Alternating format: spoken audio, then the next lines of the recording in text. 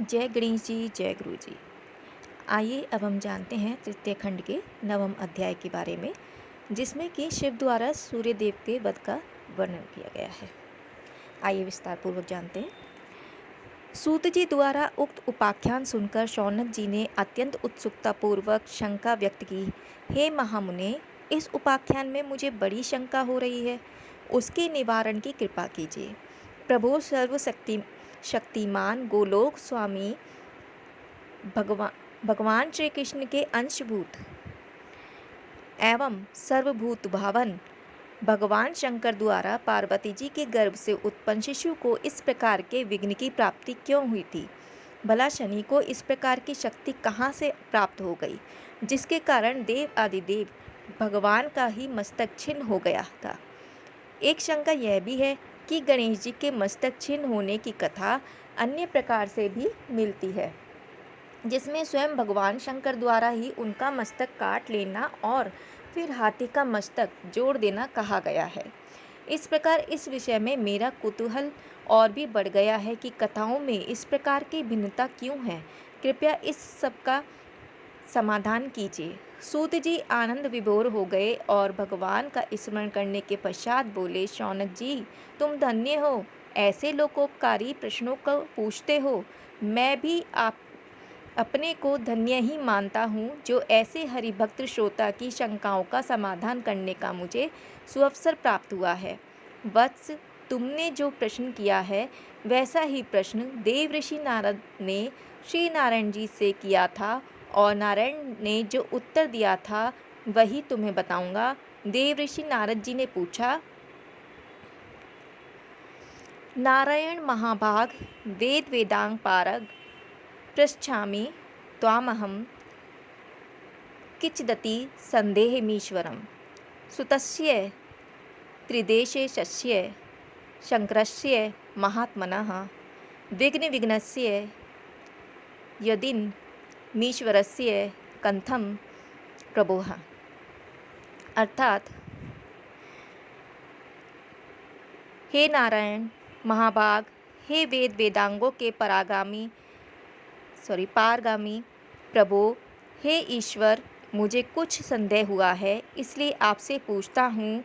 हे नाथ, भगवान शंकर तो महान हैं, उनके आत्मभूत पुत्र जो स्वयं भी सभी विघ्नों के विघ्न दूर करने में समर्थ हैं, उन परमात्मा को विघ्न की प्राप्ति किस कारण से हुई थी?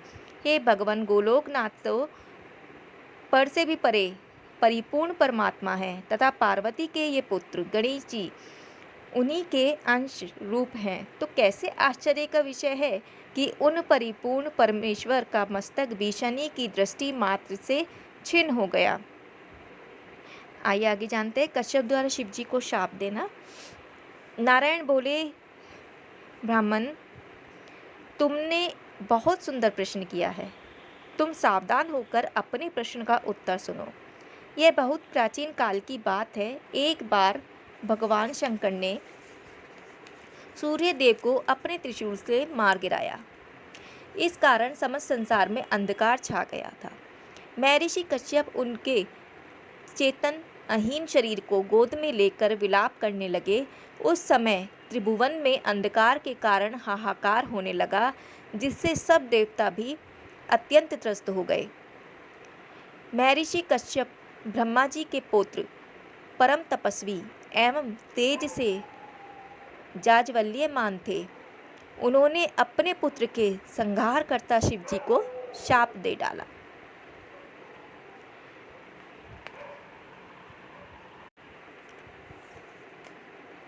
उन्होंने कहा, मत्र पुत्रस्य यथा वक्ष शिच्छन्नं शूलेन तेदः च त्वत्पुत्रस्य शिर शिच्छन्नमेव भूतं भविष्यति विभक्ष्यति। अर्थात, शंकर, तुमने आज जिस प्रकार से मेरे पुत्र का वक्ष स्थल विदीर्ण किया है, उसी प्रकार तुम्हारे पुत्र का भी किसी दिन मस्तक छिन्न हो जाएगा। इस शाप को सुनकर शिवजी को भी क्रोध आ गया और वे कश्यप को शाप देने के लिए उद्यत हुए। तभी ब्रह्मा जी ने मध्यस्थता कर उन्हें शांत करने का प्रयत्न किया। ब्रह्मा जी बोले, हे देवादिदेव, हे महादेव, आप तो तीनों लोकों के स्वामी और संहार करता हैं। यह समस्त जीव आपकी ही और करुण दृष्टि से देख रहे हैं। अतः प्रभु, आप क्रोध को त्याग दीजिए और कश्यप से प्रतिशोध मत लीजिए। हे नाथ, आपके ऐसा करने से विवाद और भी बढ़ जाएगा। हे दयामय, अब शीघ्र ही प्रसन्न होकर अंधकार दूर कीजिए, जिससे कि समस्त प्राणी भय मुक्त हो सकें। शिवजी तो शीघ्र ही प्रसन्न होने में प्रसिद्ध हैं, इसलिए उन्हें आशुतोष कहते हैं। अतः ब्रह्मा जी की स्तुति सुनकर तुरंत प्रसन्न होकर बोले, ब्रह्मन, मैं तुम्हारे स्तवन से प्रसन्न हूँ। जो चाहे वही वर प्राप्त कर ले। ब्रह्मा जी ने कहा, प्रभु, अन्य कोई भी वर अभिष्ट नहीं है। मैं तो केवल यह याचना करता हूँ कि भास्कर को पुनर्जीवन की प्राप्ति हो, जिससे संसार में छाया हुआ घोरतम अंधकार दूर हो सके, अन्यथा त्रिलोकी की ही नष्ट हो जाएगी। क्योंकि सूर्य में मुझ ब्रह्मा, विष्णु और आपका भी अंश विद्यमान है। इस प्रकार सूर्य त्रिगुणात्मक है और शिव भी त्रिगुणात्मक हैं। जब उन्हें गुणों की प्राप्ति नहीं होगी, तब उनमें प्राण भी कहाँ रहेंगे। आइए आगे जानते हैं सूर्यदेव को पुनर्जीवन की प्राप्ति। ब्रह्मा जी के स्तवन को सुनकर शिवजी प्रसन्न हो गए और उन्होंने सूर्य को पुनर्जीवन प्रदान कर दिया। जब सूर्य जीवित हो गए, तब अपने पिता कश्यप जी के आगे बैठ गए, किंतु उन्होंने अपने क्रियाशील रहने से वैराग्य ले लिया। वे बोले, अब मैं समस्त विषयों का त्याग कर केवल भगवान जनार्दन का ही भजन करूंगा, क्योंकि यह समस्त विश्व नाशवान है। इस तुच्छ नश्वर और अकृतज्ञ संसार के हित में सतत गतिमान रहते हुए परिश्रम करना व्यर्थ है। जब अकारण ही मेरे साथ शत्रुवत व्यवहार किया गया, तब मैं समझता हूँ कि मैं ही क्यों इन देवताओं, ऋषि मुनियों, गंधर्वों, किन्नरों, यक्षों आदि की प्रसन्नता के लिए अहिर्निश भाग दौड़ करता रहूं। तभी देवताओं के निवेदन करने पर ब्रह्मा जी ने सूर्य को समझाया, वत्स, संसार में जो उत्पन्न हुआ या प्रकट हुआ है, उसे अपने अपने कर्म को करना होता है। वस्तुतः संसार कर्म क्षेत्र है, यहाँ कर्म की ही महिमा है। जो प्राणी अपने कर्तव्य कर्म को त्याग देता है, वह धर्म से वंचित हुआ अत्यंत दुख भोगता है। अतः हे दिनकर, हे अंशुमलीन, तुम अपने कर्म में पूर्ववत लग जाओ, तुम्हारा इसी में कल्याण निहित है। सूर्य ने अपना हठ छोड़ दिया। वे लोग हित की दृष्टि से पुनः गतिमान होने को प्रस्तुत हुए। तभी ब्रह्मा जी ने कहा, वत्स, भगवान शंकर समस्त कारणों के कारण लोकों के स्वामी तथा सर्गांत में प्रलय किया करते हैं। इसे सर्वेश्वर प्रभु की स्तुति और प्रणाम आदि से प्रसन्न करके ही अपने कर्तव्य कर्म में लगो। ब्रह्मा जी के वचन सुनकर सूर्यदेव ने शिवजी की स्तुति की। हे आशुतोष, हे शंकर, आप समस्त लोकों के नाथ को मैं प्रणाम करता हूँ। हे प्रभु, मुझ में जो कुछ भी अपराध हुआ हो, उसे कृपया क्षमा कर दें। मैं आपका अन्य सेवक और सदैव कृपा अभिशाली हूँ। उमानाथ, मुझ पर कृपा कर प्रसन्न हो जाइए प्रभु। आशुतोष तो आशुतोष ही हैं।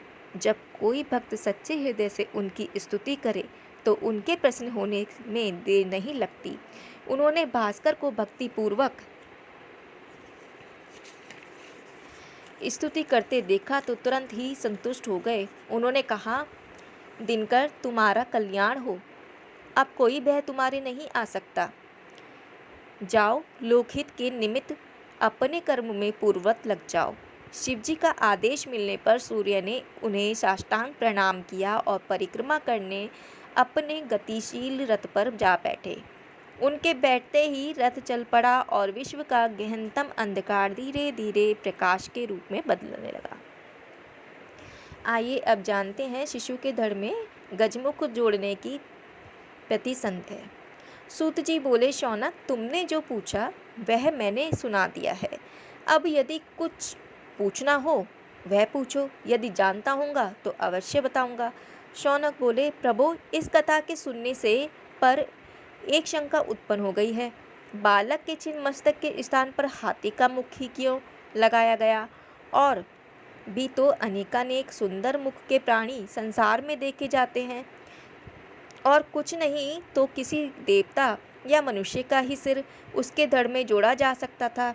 इसके अतिरिक्त यह शंका भी अभी रह गई है कि शिव पुत्र के धड़ में गजमुख जोड़े जाने की घटना का विवरण विभिन्न ऋषियों द्वारा भिन्न भिन्न प्रकार से कहा जाता है। तब उनमें से सत्य विवरण कौन सा माना जाए? सूत जी हंस बोले।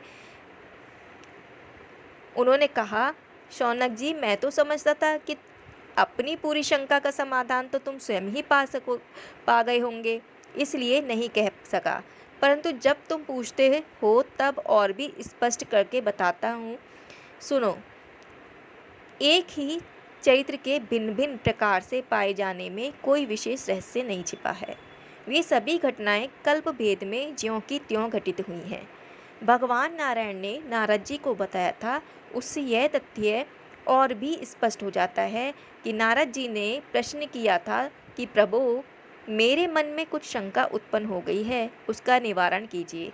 भगवान शंकर के पुत्र के शरीर पर हाथी के मुख की ही योजना क्यों की, जबकि संसार में एक से बढ़कर सुंदर जंतु विद्यमान है?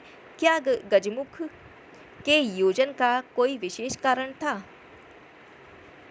तृतीय खंड के 9वें अध्याय का समापन अभी यही होता है। कल फिर से हाजिर होंगे तृतीय खंड के 10वें अध्याय के साथ। तब तक के लिए जय गणेश जी, जय लंबोदराय, जय गुरु जी।